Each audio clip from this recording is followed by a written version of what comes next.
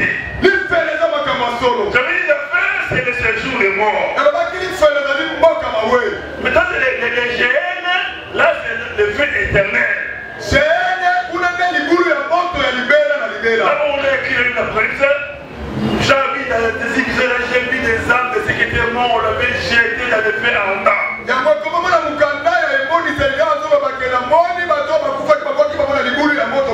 Mais c'est le mort, c'est l'endroit où lorsqu'une personne meurt, il passe et il là-bas. J'avais dit, rien de caché peut être découvert. Et là, comme mon côté, tu continues à la couper, qui c'est ceci? Qui ça veut dire? Après son retour, tous les mystères seront dévoilés. Alléluia. Amen. Et la terre sera remplie de la connaissance des filles de Dieu. Comme le sable de mer. Dans cette temps de la connaissance, nous sommes. Dieu a voulu que tout ce qui est caché commence à être dévoilé.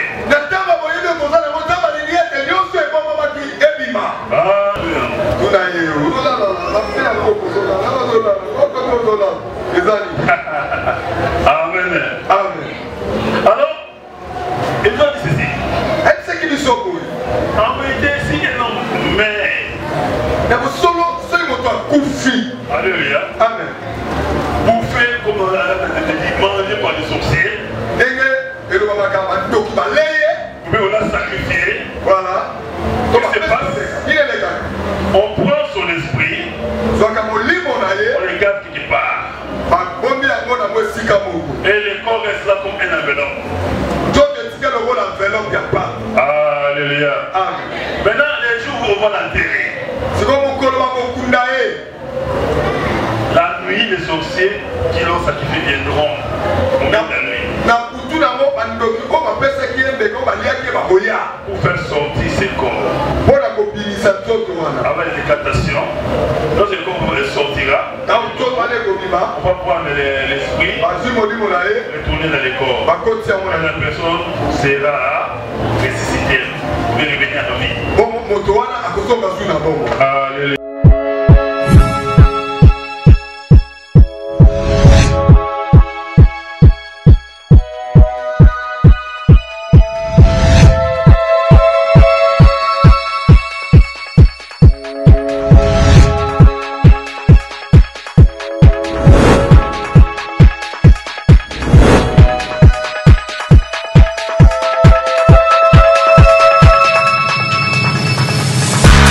Yeah.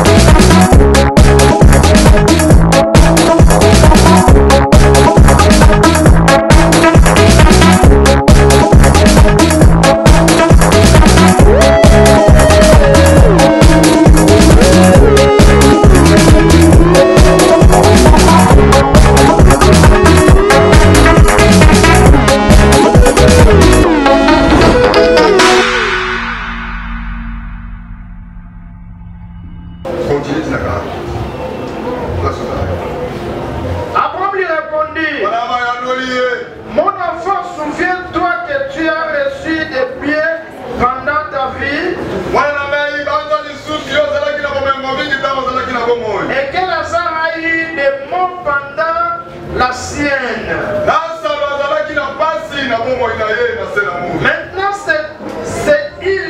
Maintenant il est ici consolé et toi tu souffres. D'ailleurs, il y a entre nous et vous un grand abîme, afin que ceux qui voudraient passer ici vers vous ou vers nous ne puissent le faire.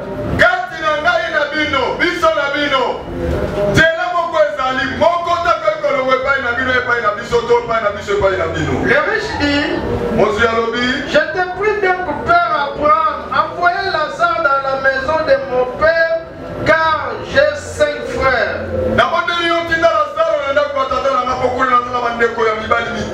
C'est pour qu'il leur atteste ces choses, afin qu'ils ne viennent pas aussi dans ces lieux de tourment.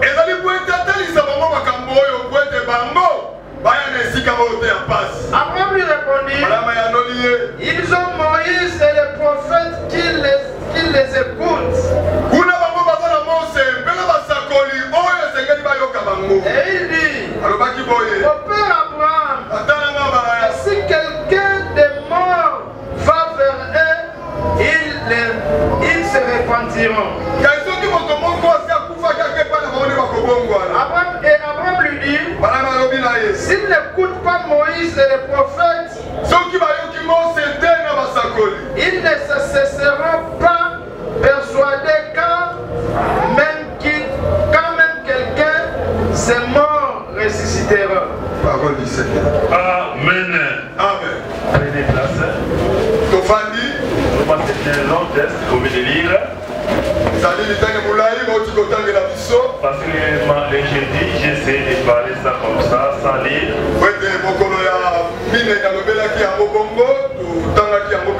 Mais aujourd'hui, cette première fois que nous allons lire ensemble. Parce qu'il y a des gens qui ne lisent jamais la Bible. C'est mal l'église. Amen. Amen. Prions. Éternel Père de gloire et des armées du Tout-Puissant, je suis par ta grâce pour parler de ta part.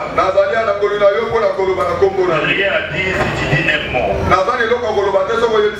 Dis un mot et ton serviteur sera sauvé ce matin. Saint-Esprit, enseigne-nous ce matin.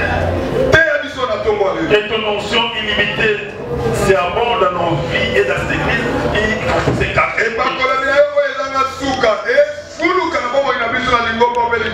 Élève-nous de Jésus ce matin. Au nom de Jésus. Amen. Attends encore plus fort pour la parole de Jésus. Le Seigneur est merveilleux. Il est Dieu tout-puissant. J'aime la parole de Dieu. J'aime la parole de Dieu. Car c'est une puissance pour les ceux qui croient. Vous savez, j'aime la puissance. J'aime l'onction. Mais il y a quelques années, c'est pas sérieux, pas éliminé pour comprendre quelque chose.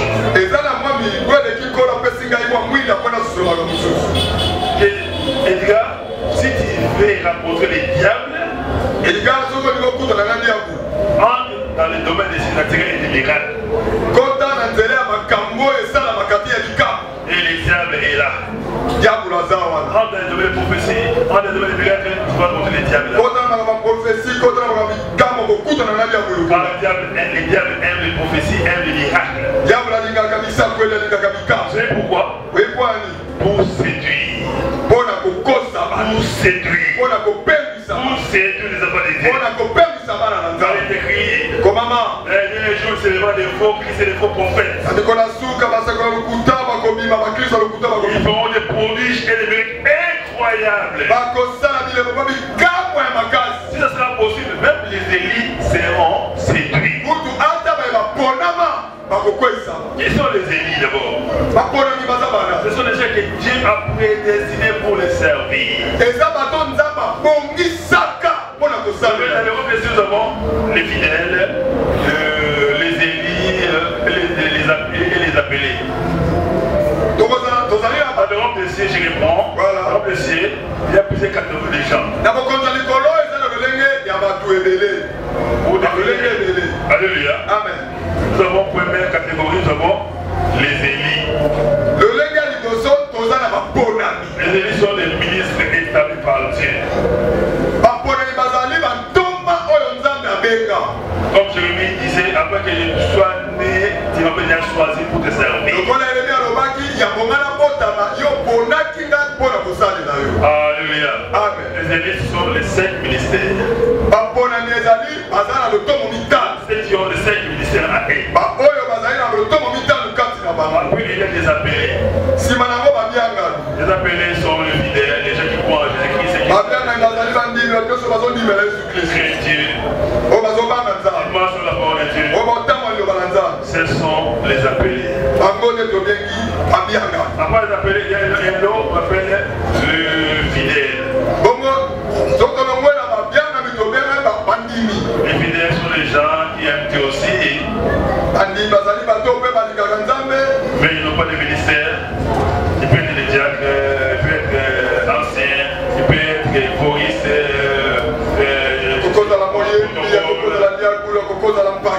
Les gens qui sont fidèles à l'œuvre de Dieu, qui servent l'Éternel. Voilà ces 3 classes qui servent le Seigneur dans les sacerdoces. Alléluia. Amen. Alléluia. Amen. Comme je l'ai dit la fois passée, je ne savais pas que ces gens-là, ce sont des élus. Mais Dieu savait que ce sont des élus. Ce sont des élus, c'est des élus comme ministres.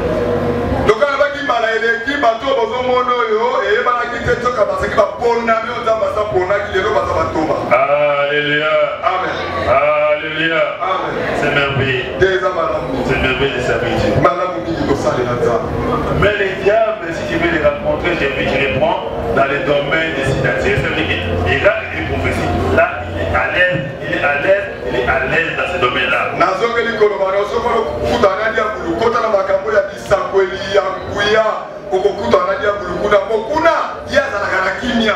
Je devais être très très bien séduit. Mais c'est ma métier de dire que pour faire après mes écrits. Après mes écrits.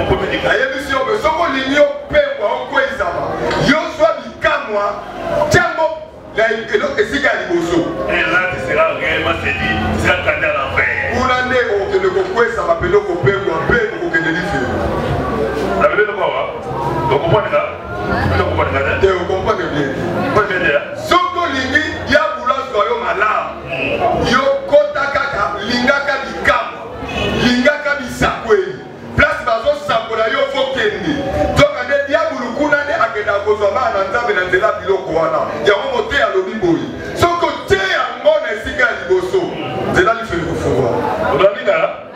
Alléluia. Amen. Mais il y a un domaine que les diables n'ont pas.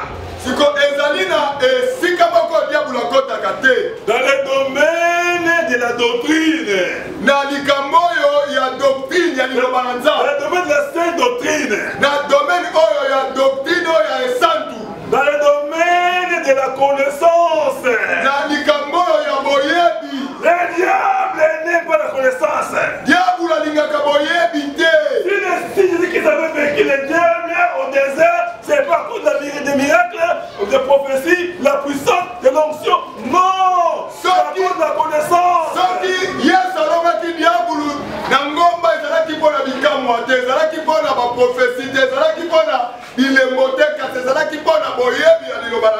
Le diable est venu, il s'est dit, si tu es réellement fait de Dieu, fais un miracle. Tu sais bien, c'est de devenir un pain.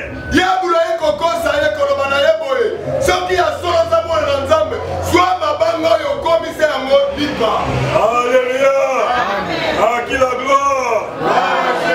À qui la gloire?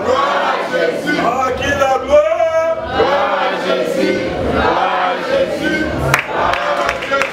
Alléluia. Que la gloire soit pour notre Père Jésus-Christ.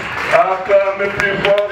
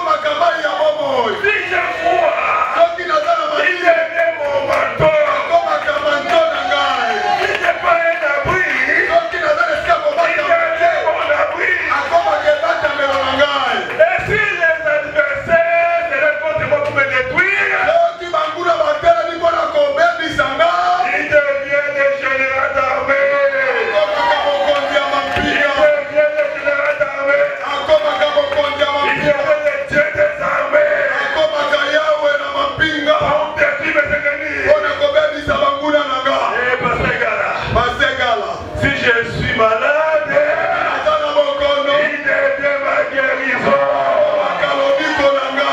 Si je suis devenu pauvre,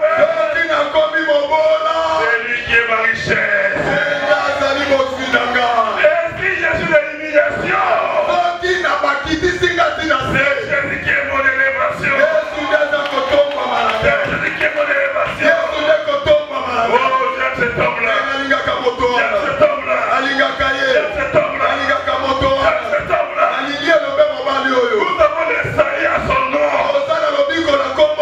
Lui qui était Dieu. Et sa parole s'est fait chair.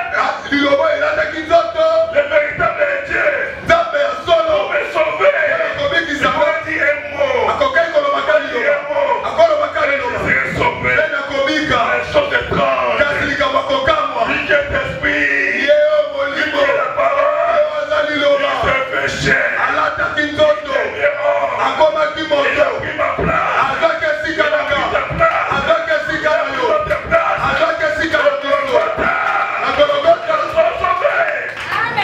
C'est merveilleux. Acclamons Jésus-Christ. Acclamons Jésus-Christ.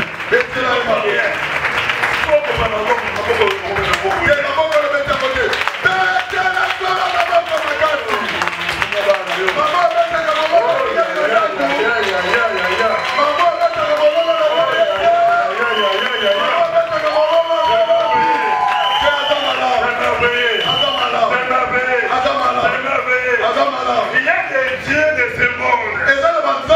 Il y a plusieurs dieux. Mais il y a un seul véritable Dieu. Un seul véritable Dieu. Le véritable Dieu. C'est Jésus. C'est Jésus. C'est Jésus. C'est Jésus. Voilà pourquoi Jean avait eu cette révélation. Il nous a dit ceci. Au Jean 5, verset 21, nous savons que le Fils de Dieu est béni. Pour que nous soyons dans le véritable. Ce Fils de Dieu là qui s'appelle Fils, celui-là est le Dieu véritable. Le Dieu véritable. Et la vie éternelle. Pourquoi Isaïe a dit ceci? Il a dit ceci. Un fils nous est donné. Un enfant nous est né. Un fils nous est donné. Un enfant nous est né. Un fils nous est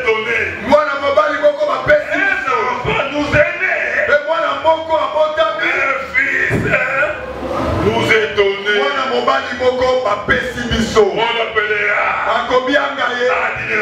admirable. On l'appellera conseiller. On l'appellera Dieu puissant. Et on l'appellera Père éternel. Père éternel. Il y a beaucoup de pères.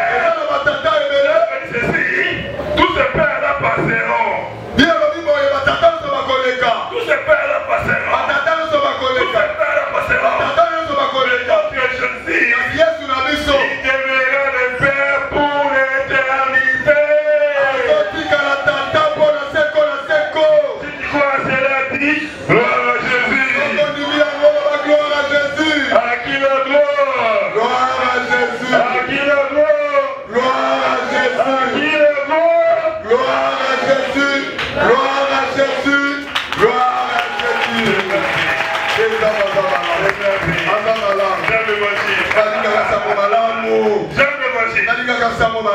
Ça me fait du bien. Retournons à l'enseignement. Si tu peux raconter les diables, c'est dans les domaines naturels. Alléluia. Amen. Mais dans la doctrine, il y a le fruit de la doctrine, la connaissance. Donc, moi, je suis avec qui d'enseignement, Mario Kimaka. Moi, c'est là qui m'a connaissance. C'est fini. Voilà. Si ma vie combat, il va nous dire tout. Combat. Alléluia. Amen. La connaissance.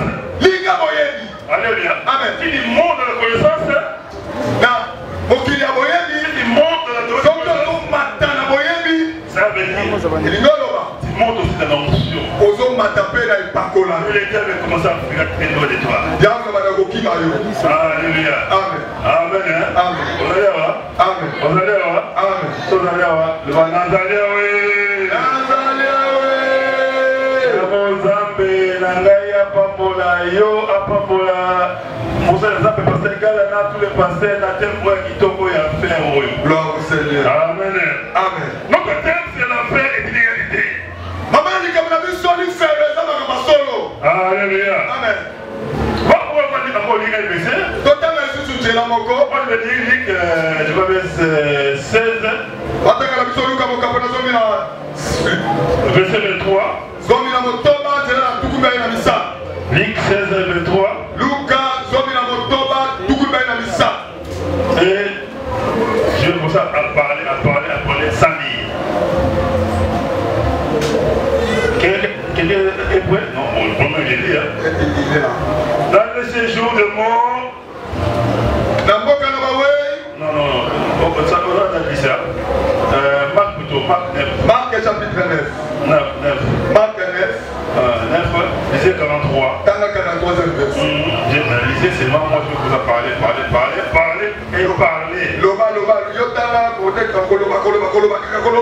Marc chapitre 9, verset 43. Ok.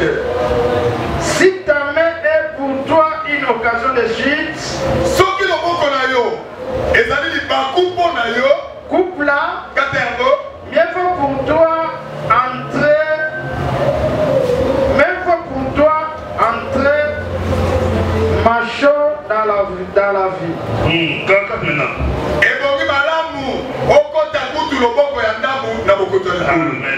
d'avoir les deux mains et d'aller dans la gênée, dans le feu qui ne s'était point. Amen. Amen. Ce qui me dit c'est 44. Qui d'avoir les deux mains et d'aller dans la gêne plutôt dans le feu qui ne s'était point.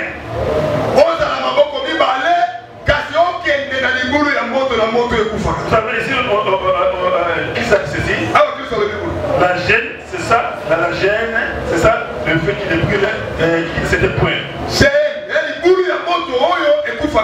Alléluia. Amen. Alléluia. Amen.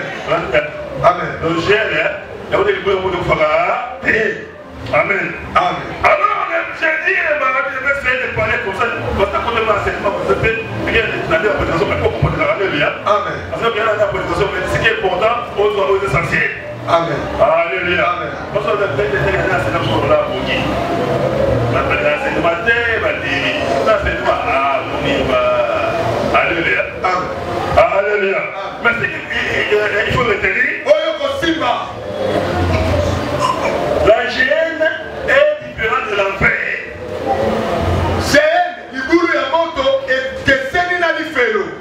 L'enfer, en un mot, c'est le séjour de mort. Alléluia. Amen. Alléluia. On le peut dire, le séjour de mort a plusieurs compartiments.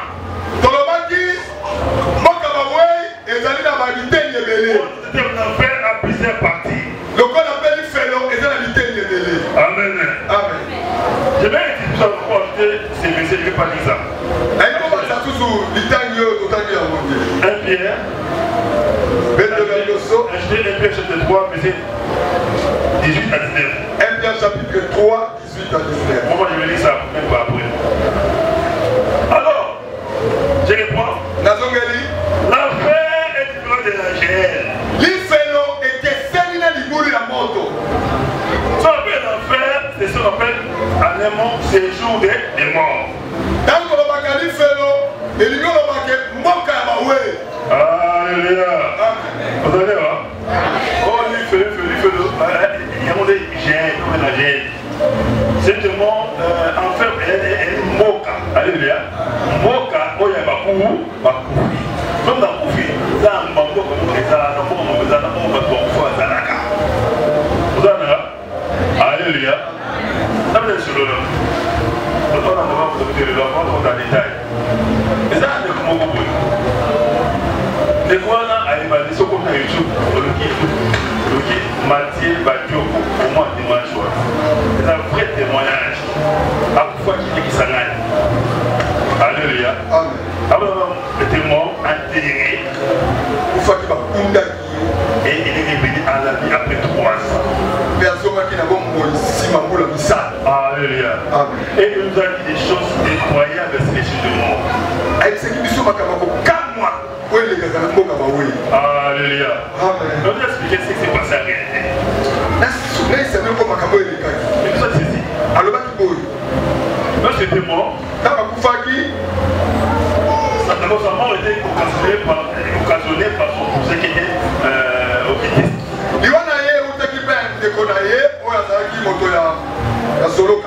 Ils avaient ces magasins, mais ils avaient la fétiche. Alors on leur demandait les sacrifices. Qui sacrifie?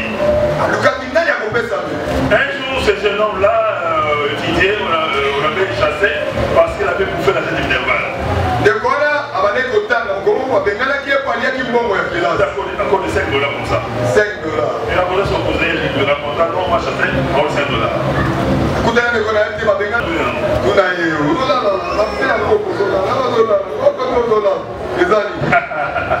Amen. Amen. Alors, il nous a dit ceci. En vérité, si un homme alléluia. Amen. Bouffé comme mangé par les sorciers. Mais on l'a sacrifié. Voilà. Qu'est-ce qui se passe? On prend son esprit. On le garde quelque part. Et le corps reste là comme un enveloppe. Alléluia. Amen. Maintenant, les jours où on va l'enterrer. La nuit, les sorciers qui l'ont sacrifié viendront.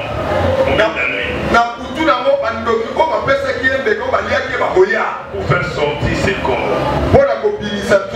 Avec les décantations, lorsque le corps sortira, on va prendre l'esprit, retourner dans les corps. La personne sera ressuscitée, pour revenir à la vie. Alléluia. Et si vous l'avez fait,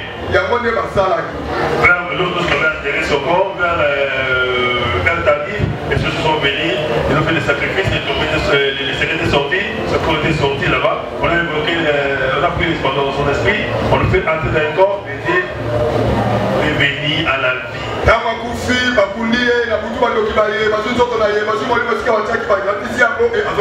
Maintenant, il a vu son cousin qu'il avait sacrifié. Mais il était incapable de parler, de faire des portes, il était esclave. À part lui, il y avait beaucoup de gens aussi, les situations fait comme ça dans le même lui. D'autres étaient là, on les jugeait. On les condamnait. Amen. Amen. Il y a d'autres personnes directement les transformer en chèvre ou en mouton. Après avoir fait ça, on les tue et puis on sait de les manger sur place. Et le reste qui reste peut être obéi ça pendant la journée, on vendait ça dans les marchés. Il y a des viandes qu'on mange dans les marchés, d'autres viandes sont des chair humaine. Il faut sacrifier toutes choses par la prière. Il faut prier avant de manger. Alléluia. Il faut prier avant de manger. Et lui aussi, on l'avait sédégigé et puis on l'avait condamné, on l'avait vendu. Parce qu'il y avait d'autres personnes qu'on les vendait aussi. Il y avait sur les ventes qui devenaient des esclaves. Il y a des entreprises, on voit des Chinois, des Indiens qui viennent ici, passent par là, qui travaillent.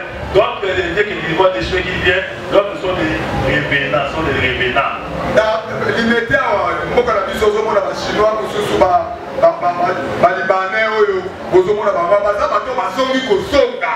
Alléluia. Amen. Amen.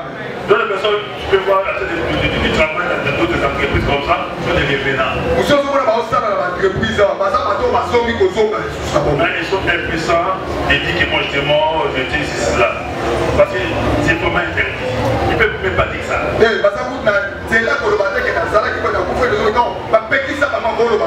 Alléluia. Alléluia. Mais qui se passe dans ces gens-là? Si la personne, l'année de service a été de 80 ans, alors on les bouffe, on les mange pendant des 40 ans, on les sacrifie pendant des 40 ans, ça veut dire que ça fait 40 ans, n'est-ce pas? Amen. Alléluia. Amen. Mais ces 40 ans-là, il va servir le monde des ténèbres dans le monde surnaturel, alléluia, comme esclave.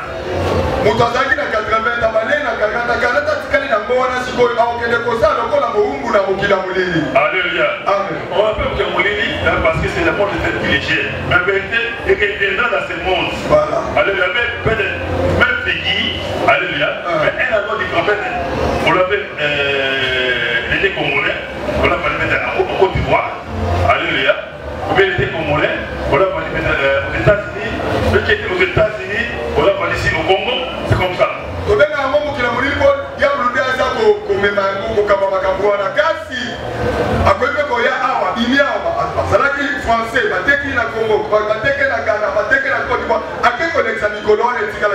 Alléluia. Et ces gens-là, il peut aussi se marier. Alléluia. Amen. Il peut aussi avoir des enfants. Amen. Amen. Mais qu'est-ce que la leçon de ces enfants? Amen. Amen. Moi, je ne dis pas ce qui est des utopies, des choses imaginaires, des choses vraies, des témoignages vrais.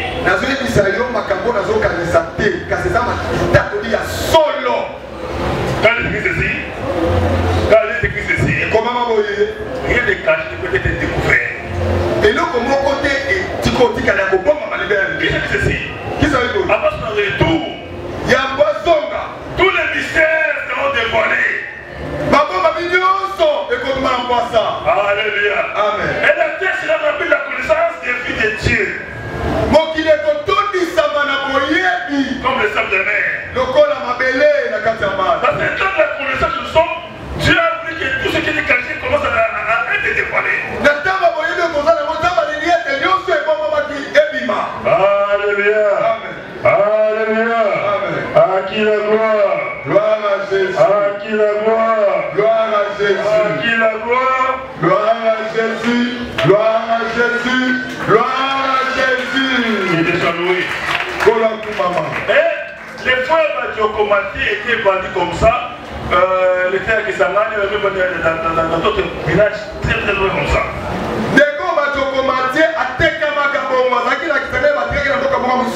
Et là-bas, ils travaillaient en boutique, ils vendaient dans une boutique.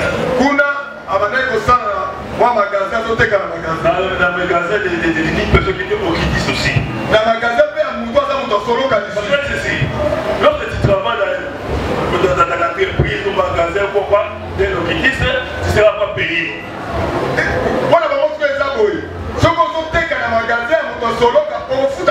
Alléluia. Amen. Alléluia. Amen. Tu vois une personne qui a dit travailler. Alléluia. Amen. Et cette travail-là, il faut monter de côté. Amen. Alléluia. À part seulement manger et dormir. Papa déjà devient de plus riche. Il devient de plus riche. D'autres entreprises de millionnaires, des milliardaires qui sont qui disent, ils engagent beaucoup de gens qui sont des revenants. Ils ne payent jamais ces gens-là.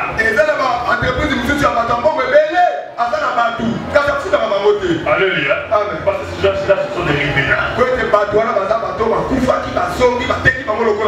Alléluia. Amen. Alléluia. Amen. Et il y a des témoins fréquents dans la société d'État comme ça. Amen. Amen. Maintenant, on a pensé sur mon organisation. On a des Ivoiriens. Alléluia. Amen. Amen. On a un peu monté, mais il y a commencé là-bas. Alléluia. Vous allez voir. Amen. Vous allez voir. Amen. Non, vous m'en donnez un avoir. Il y a vous allez voir. Amen. Vous allez voir.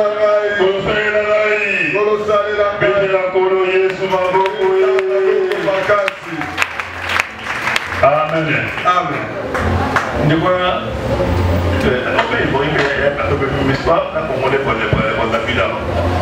que alléluia. Abali azaka kunaenda mwatabana.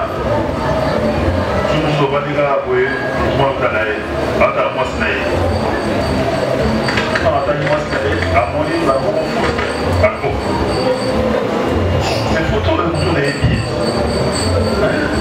Où est-ce que c'est les billes? Il y a quoi? Mais il la place.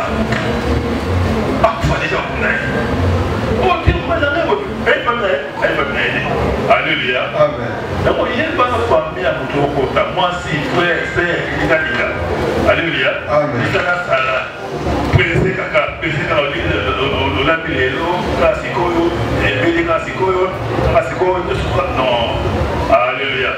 Il y a pas de famille importante. Mais mon tour, il y a ça.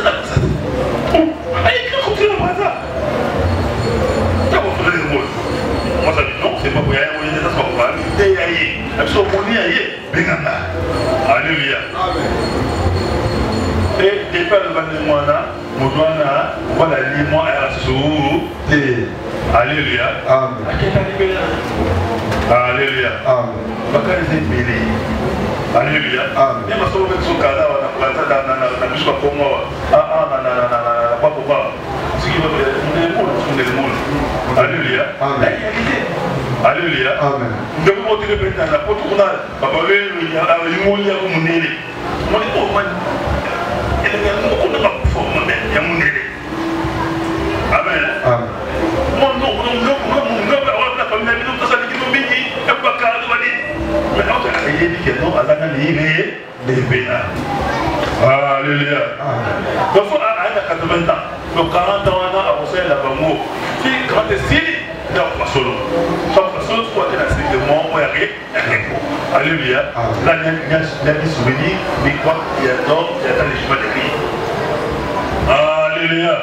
Mais laissez-moi là, il peut aussi opérer comme un démon. Maintenant, on va commencer à faire le rôle à la démon. Il peut entrer dans les corps des personnes. Il peut voyager. Faire des voyages astrales. Donc, en fait, il va opérer comme un démon. Mais il a ses corps. Amen. Il va prier des gens qui ne peuvent jamais se repentir.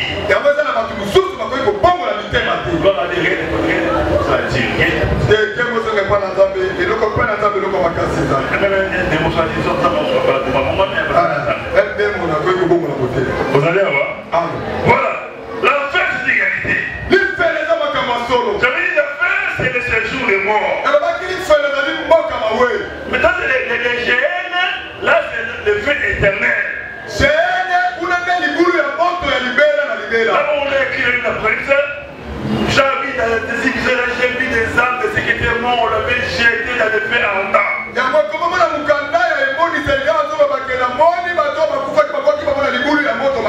Mais c'est le mort, c'est la mort où lorsqu'une personne meurt, il passe et il là-bas. J'avais dit alléluia. Alléluia. Qui me dit séjour des morts. Parce qu'il y a des gens lorsqu'ils meurent, dans son temps, sans Christ, il part dans un endroit de repos, il a dit souvenir, ni quoi, il se repose calmement. Alors, il va couvrir les yeux, il verra qu'il est devant les trônes de jugement.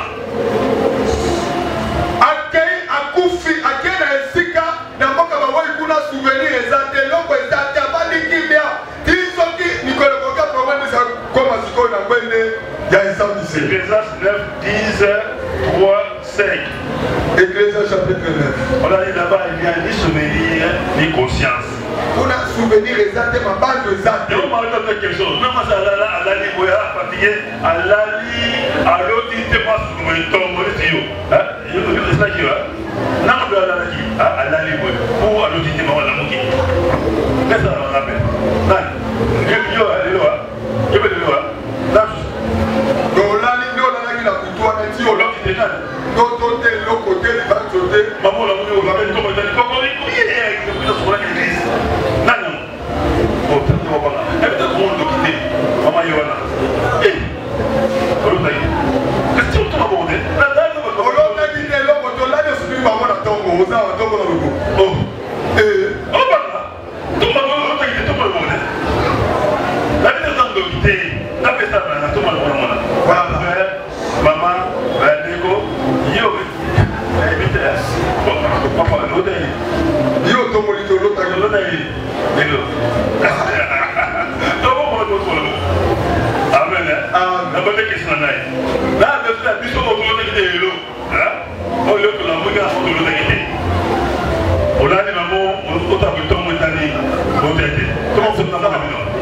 Voilà, merci papa, merci. Voilà, toi, moi, alléluia. Alléluia. Donc, les amis, on a mon doigt à couper dans les coquilles. Alléluia. Sortez les coquilles, en coupant, à quel il oublie qu'il avait une femme, un homme, il avait de l'argent, c'est là. Alléluia. Donc, à quel on voulait aller dans les vies. Voilà. Vous comprenez? De la même façon, nous dormons sans rêver et nous rêvons le matin. C'est la même chose. Les gens qui sont au terme de leur vie, lorsqu'ils meurent, c'est comme ça. C'est pareil.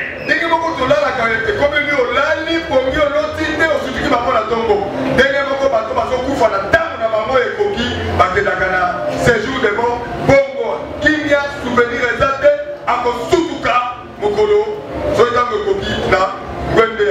Alléluia. Alléluia. Et deuxième catégorie des gens,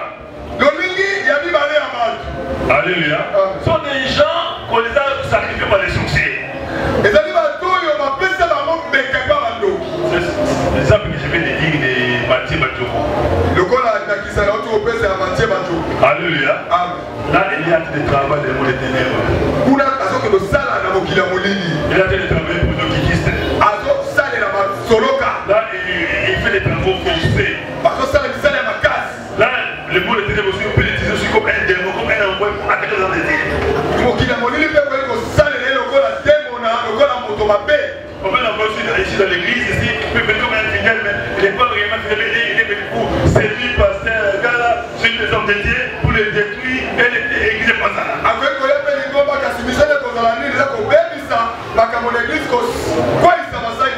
Alléluia. Alléluia. Après 40 ans, il va vraiment mourir comme il faut et il sera dans les oublies. Alléluia. Et troisième catégorie des gens, c'est ça les chrétiens. Alléluia. Jean 11, verset 26. Jean 11, verset 26. C'est celui qui croit à moi ne mourra jamais. Il passera des morts à la vie.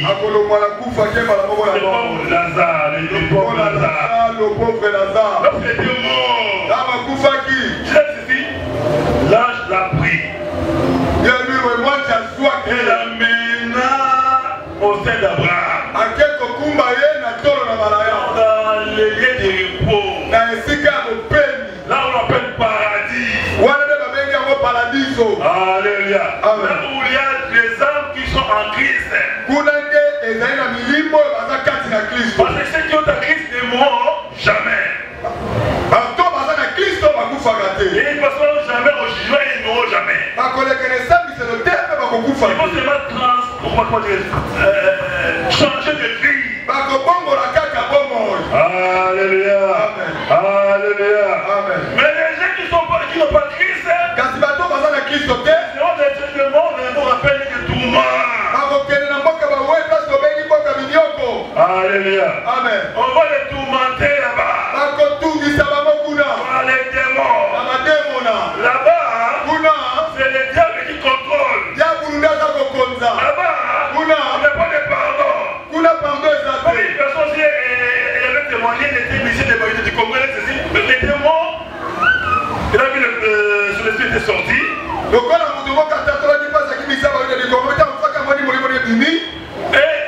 Et il souffrait pendant ce moment-là. Avant qu'il ait venu le prendre.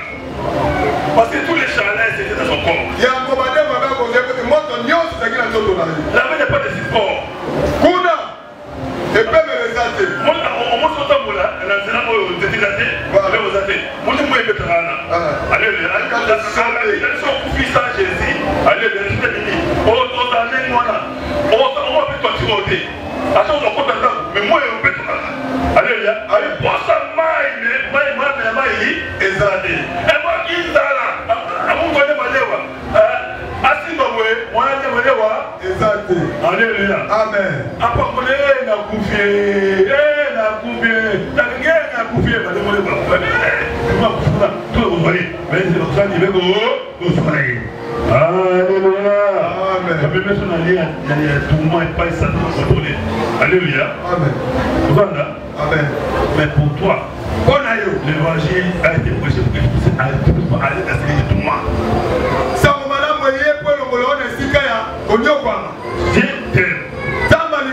Jésus t'aime. Yes, Alingio. Il veut pas que tu puisses aller dans le lieu de mort, dans le lieu de tout le monde. Alingio qui est un moka bawa, il a moka konyo quoi. Parce que tu n'as pas Jésus-Christ en toi. Mais Jésus-Christ en toi, tu montes dans le péché. Oh, alléluia. Amen. Ça veut ceci. Tu iras dans de tout mal. Tu seras bouffé par des sorciers à malage. Parce qu'il est écrit ceci. Ne sois pas méchant à l'effet. Ne sois pas méchant à l'essai. Tu es méchant à l'essai. Tu vas mourir avant ton temps. Il y a des gens qui meurent avant le temps. Il y a des gens qui meurent avant le temps. Parce que le roi Jésus qui te l'a